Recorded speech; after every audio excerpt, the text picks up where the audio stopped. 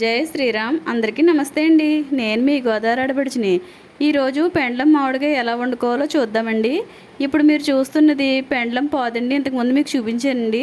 ఈ ఆకులు కూడా తమలపాకుల్లో ఉంటాయండి. ఇప్పుడు ఈ పెండ్లం మామిడికాయ కావాల్సినవి ఏంటో చూద్దామండి. చూస్తున్నారా, ఒక 6 ఉల్లిపాయలు, అలాగే ఒక 10 పచ్చిమిరపకాయలు, ఇంకా ఒక మామిడికాయ, ఇంకా ఒక పెండ్లం దుంప. వీటిని శుభ్రంగా ముక్కల కింద కట్ చేసి పెట్టుకోవాలండి.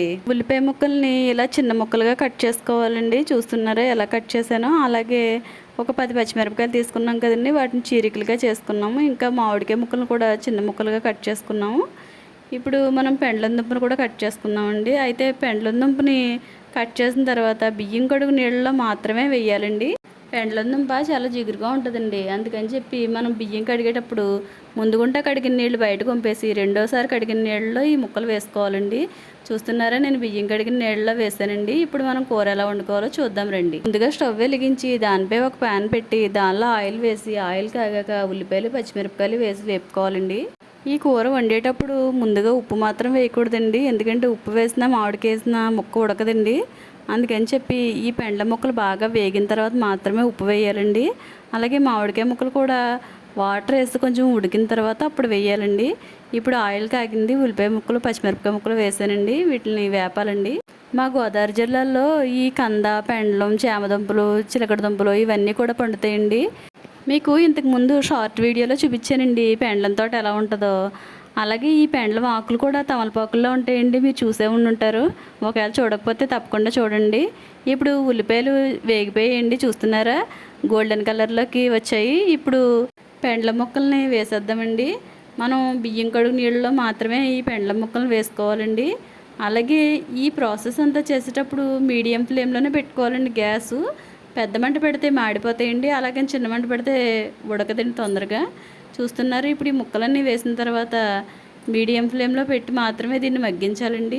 మనం మూత పెట్టేసుకుంటే తొందరగా మగ్గిపోతాయండి. చూస్తున్నారా, ఒక 5 నిమిషాల్లో ఇలా మగ్గిపోయి ఇప్పుడు కొంచెం అటు ఇటు కదిపి దీనిలో కొద్దిగా పసుపు వేసుకోవాలండి.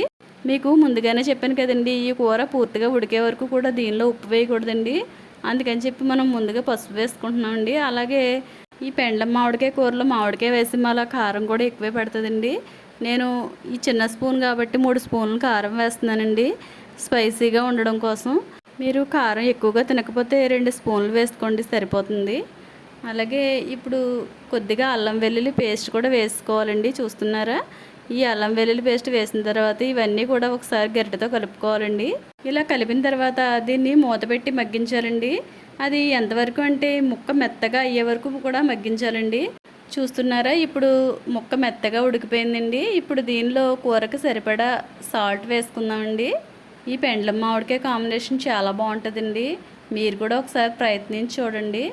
అలాగే ఇప్పుడు కూరలోకి సరిపడా సాల్ట్ వేస్తామండి. ఇప్పుడు కొద్దిగా నీళ్లు పోద్దామండి. చూస్తున్నారా, ఇప్పుడు నీళ్లు పోసిన తర్వాత కొంతసేపు ఉడికాక అప్పుడు మామిడికాయ వేద్దామండి. మీరు ఇంకా సబ్స్క్రైబ్ చేసుకోలేదండి, అయితే తప్పకుండా సబ్స్క్రైబ్ చేసుకోండి. అలాగే ఈ వంట మీకు నచ్చినట్టయితే లైక్ చేసి మీరు వండుకుని చూసి టేస్ట్ ఎలా ఉందో కామెంట్ చేయండి. ఇప్పుడు కూర చాలా మట్టుకు ఉడికిపోయిందండి. ఇప్పుడు దీనిలో మామిడికాయ ముక్కలు వేసేద్దామండి. చూస్తున్నారా, మనం ముందుగా కట్ చేసుకున్న మామిడికాయ ముక్కలు దీనిలో వేసి గరిటెతో ఒకసారి అడుగు నుంచి పై వరకు కలిపిన తర్వాత అప్పుడు మూత పెట్టేయాలండి. మళ్ళీ మూత పెట్టి మగ్గిస్తే ఈ కూర రెడీ అయిపోద్దండి. ఈ కూర రెడీ అయిందని తెలియడానికి మూత తీయగానే ఆయిల్ బయటకు వదులుతూ ఉంటుందని చూస్తున్నారా, ఆయిల్ అంతా ఎలా పైకి వచ్చేస్తుందో. ఇప్పుడు దీనిలో మనం గరం మసాలా వేసుకోవాలండి.